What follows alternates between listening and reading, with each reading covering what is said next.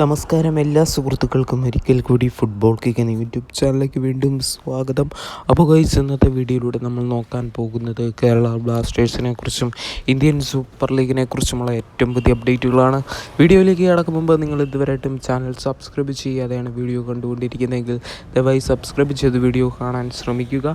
അപ്പോൾ ഗൈസ്, നമുക്ക് ആദ്യത്തെ അപ്ഡേറ്റിലേക്ക് തന്നെ കടക്കാം.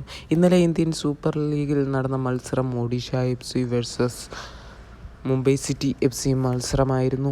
എന്തായാലും മുംബൈ സിറ്റി FC ഇന്നലെയും ഒരു വിജയം കരസ്ഥമാക്കിയിരിക്കുകയാണ്. പോയിൻ്റ് ടേബിളിൽ മികച്ച രണ്ട് ടീമായിട്ട് നിലനിൽക്കുന്ന ടീമാണ് ഒഡീഷ FC മുംബൈ സിറ്റി. എന്തായാലും മുംബൈ സിറ്റി FC 2 ഗോളുകൾ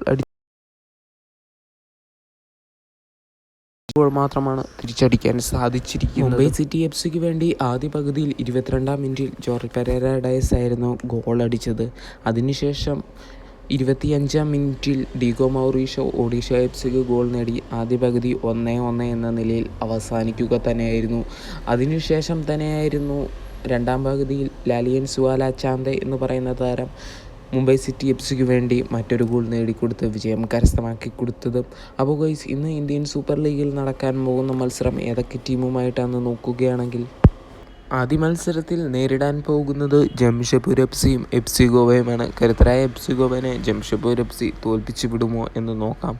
5:30 നടക്കുന്ന മത്സരമാണത്. 7:30 നടക്കുന്ന മത്സരം നോക്കുകയാണെങ്കിൽ Chennaiyin FC versus north east United FC മത്സരമാണ്. എന്തായാലും മികച്ച 2 മത്സരങ്ങളാണ് ഇന്ന് നടക്കാൻ പോകുന്നത്. എന്തായാലും ഇന്നത്തെ മത്സരത്തിൽ ഏത് ടീം വിജയിക്കാനാണ് സാധ്യതയെന്ന് കമൻറ്റ് ബോക്സിൽ അറിയിക്കുക.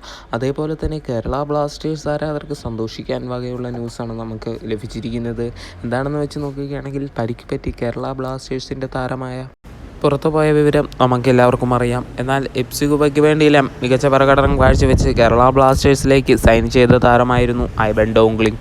താരത്തിന് മികച്ച പ്രകടനം കാഴ്ചവെക്കാൻ സാധിച്ചിട്ടുണ്ടായിരുന്നു. പരിക്ക് മൂലമായിരുന്നു ബാക്കി മത്സരങ്ങൾ കളിക്കാൻ സാധിക്കാത്തത്.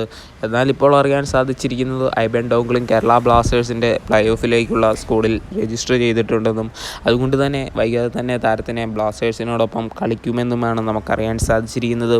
അങ്ങനെയാണെങ്കിൽ ഈ വമ്പൻ താരം കേരള ബ്ലാസ്റ്റേഴ്സിൽ തിരിച്ചു വരികയാണെങ്കിൽ മികച്ച പ്രകടനം കാഴ്ചവെക്കുന്നുവെന്ന് 100% ഉറപ്പിക്കാം. വീഡിയോ നിർത്തുന്നു.